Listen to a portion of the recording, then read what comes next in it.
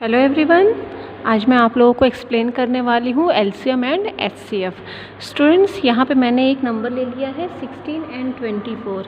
अब इसका एलसीएम और एचसीएफ इसी में आपको एलसीएम और एचसीएफ दोनों सिखाऊंगी।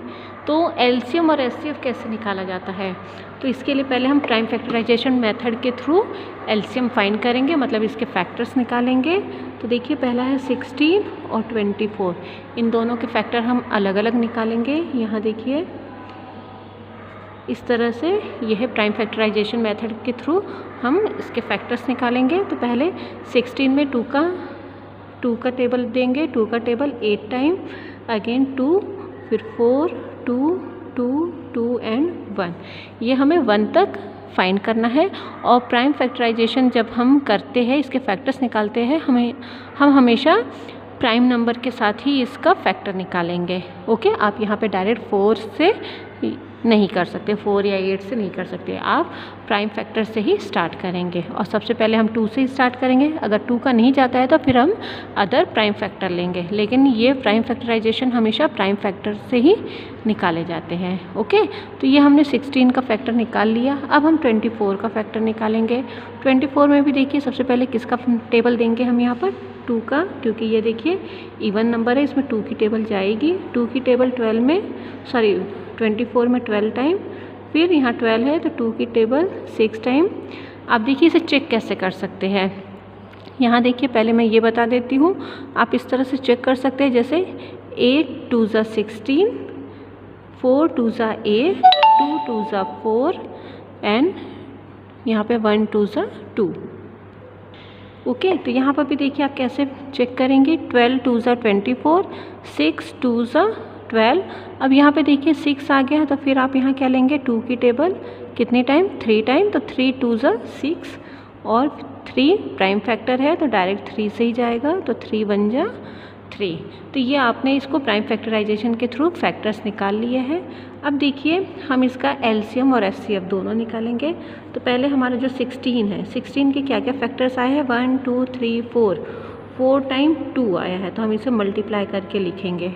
4 टाइम हमने 2 लिख लिया। अब आप 24 का फैक्टर लिखिए, 3 टाइम 2 है, 1 2 3 और 1 टाइम 3 है। ओके, अब देखिए आप इसका एचसीएफ पहले हम निकाल रहे हैं। तो एचसीएफ मतलब इसका फुल फॉर्म होता है हाईएस्ट कॉमन फैक्टर। तो आपको इसका जो हाईएस्ट, सबसे ज़्यादा जो कॉमन है, हमें वो लिखना है। तो जो दोनों में कॉमन हो वही नंबर लिखना है। तो देखिए, यहाँ 2 दोनों में कॉमन है, इसमें भी 2 दोनों में है, यहाँ भी 2 दोनों में है। अब यहाँ पे सिंगल 2 है, यहाँ 3 है, तो इसका पेयर नहीं बन रहा, हमें यहाँ पेयर बनाना है। जितने भी नंबर दिए रहेंगे, सपोज़ यहाँ पे 2 नंबर्स के बीच में हमें एचसीएफ और एलसीएम निकालना है। अगर यहाँ पे 3 नंबर है तो हम 3 का पेयर बनाएंगे, लेकिन पेयर बनना कंपलसरी है, तभी ये एचसीएफ निकलेगा। ओके, तो जितने पेयर बने हैं, यहाँ पे 1 2 3 पेयर बने हैं। जिसका भी पेयर बना है, 2 का पेयर यहाँ पे 3 टाइम बना है, तो हम यहाँ पे 3 टाइम लिख देंगे। ओके, तो अब इससे सॉल्व करिए, 2 2 ज़ा 4, 4 2 ज़ा 8, तो एचसीएफ कितना आ गया, 8 आ गया है। क्लियर? तो ये आपको इस तरह से एचसीएफ निकालना है। और अब इसी में हम एलसीएम भी निकालेंगे। तो देखिए एलसीएम कैसे निकलेगा। एलसीएम के लिए भी सेम, जो हमारे पास दोनों में कॉमन है उसे हम 1 टाइम लिखेंगे, 1 2 3, मतलब जो एचसीएफ का था वही लिखेंगे। इसके बाद एलसीएम मतलब लोवेस्ट, जो बचे हुए हैं हम उसे भी लिखेंगे। यहाँ पे 2 बचा है, 16 में 2 बचा है, तो उसे भी मल्टीप्लाई करके 2 लिखेंगे। और यहाँ पे 24 में 3 बचा है, तो इसको भी हम मल्टीप्लाई करके लिख लेंगे।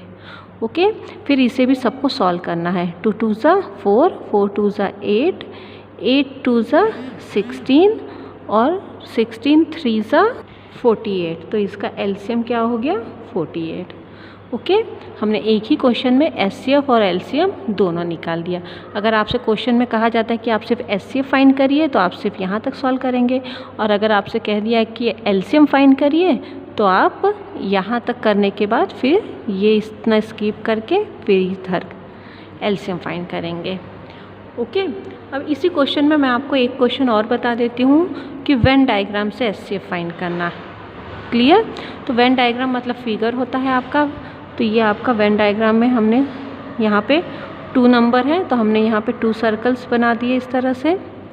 अब वेन डायग्राम देखिए, ये जो होता है ये इतना पोर्शन दोनों में कॉमन है, ये दोनों सर्कल में कॉमन है। तो ये हो गया आपका 16 का सर्कल और ये हो गया 24 का। इसको कहते हैं वेन डायग्राम। ठीक है, तो वेन डायग्राम में अब देखिए 16, हम यहाँ पे फैक्टर लिखेंगे। 16 के फैक्टर देखिए हमने इस तरह से निकाल लिए हैं। तो देखिए इसमें जो दोनों में कॉमन है, 16 में देखिए ये 3 टाइम 2 दोनों में कॉमन है, 24 में भी है और 16 में भी है। तो जो दोनों में कॉमन है वो हम यहाँ लिखेंगे, आप कहीं पर भी लिख सकते हैं। ये जो 3 टाइम 2 कॉमन है वो इस कॉमन सर्कल में हमने लिख दिया है। उसके बाद जो रिमेनिंग है यहाँ पर 2 एक्स्ट्रा है तो वो 2 यहाँ लिख देंगे, और यहाँ पे 3 जो है वो एक्स्ट्रा है 24 का, तो हम 24 वाले सर्कल में इसे लिखेंगे। ओके, अब अगर आप देखते हैं तो 16 का जो फैक्टर है, आप सिर्फ ये वाला सर्कल देखिए, तो यहाँ पे देखिए 16 में 4 टाइम 2 है तो 1 2 3 एंड 4 ये सर्कल। उसके बाद 24 में 3 टाइम 2 और 1 टाइम 3 है, तो ये देखिए इस सर्कल के अंदर है। ठीक है, तो ये है आपका वेन डायग्राम। हमने एक ही क्वेश्चन में आपको एचसीएफ, एलसीएम और वेन डायग्राम तीनों एक्सप्लेन कर दिया है। ओके, आई होप आपको एचसीएफ, एलसीएम और वेन डायग्राम अच्छे से क्लियर हो गया होगा। Okay, thank you.